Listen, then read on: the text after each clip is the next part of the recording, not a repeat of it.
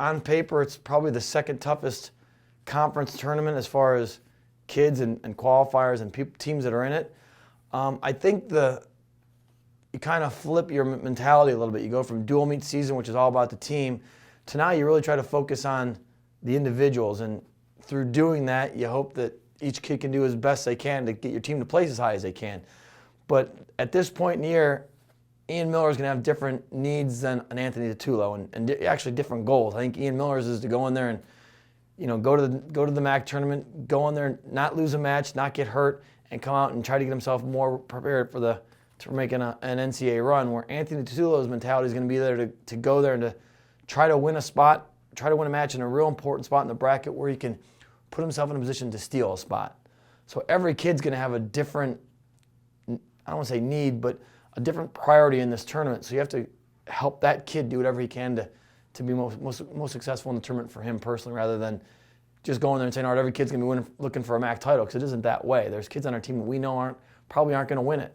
So we have to go there and make sure we're helping meet their needs to make them as successful as they possibly can be. You really start to prepare for the MAC tournament about 2 weeks ago. Well, a week ago, which will be 2 weeks out. We were lucky enough not to compete last week. Usually, I think out of my 14 years, we've only had 2 times, this being the second time that we've had a 3-weekend break.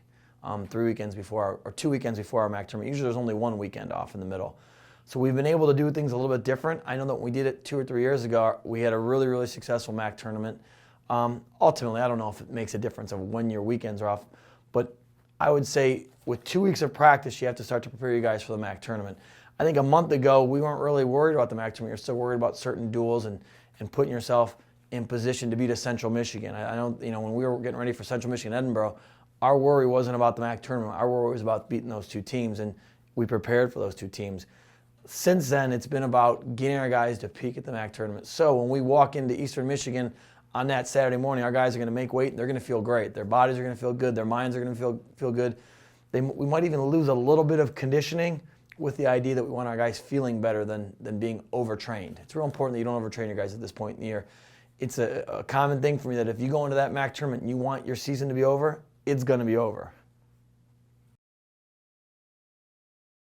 Out of the 10 guys, 9 of them are feeling really, really good about how they feel. I think we have 1 guy that has an injury that we don't know what he's going to be capable of doing and how he'll work his way through the conference tournament. But I think the other 9 guys, they feel good. I think they're, like I said, a lot of it's just tricking your athletes at this point in the year. And all right, hey, if you feel good, why can't you beat anybody? And that's the mentality you're going. I know Mike DePalma, he's had 2 really, really good MAC tournaments for us. He's been, if you look at what he's done during the years and how he's had times when he wasn't really wrestling very well, but he's ended really strong.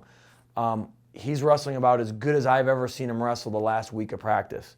Now, can we progress that through, and what's that going to change? He's still going to have to wrestle a kid that he lost to. If he gets to the semis, he's going to have to wrestle a kid he lost to against Central.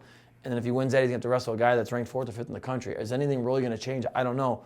But I could tell you, wrestling a healthy Mike DePalma who thinks he can win is a good thing it's a good thing for Mike DePalma. I wouldn't want to be the other person. So I'm real happy where he's at. I could say that about our heavyweight. I think that we got kids like Anthony Titulo and Gerard James that are just in the position that they think they can qualify for the national tournament. And they think that, hey, I can figure out how to beat someone to get there. And we got some young kids in the lineup that are, you can use the word dangerous just because they're coming from nowhere, knowing a guy might have beat him 2 months ago. And the guy, I'm not going to worry about that guy. But I know Anthony Titulo's gotten a lot better than he was a month ago or 2 months ago. I know that Gerard James is a lot better than he was in December. So at this point, we're just waiting to see where they end up in the bracket, what their seeds are, and who we're going to have to beat to earn a qualifying spot to the national tournament.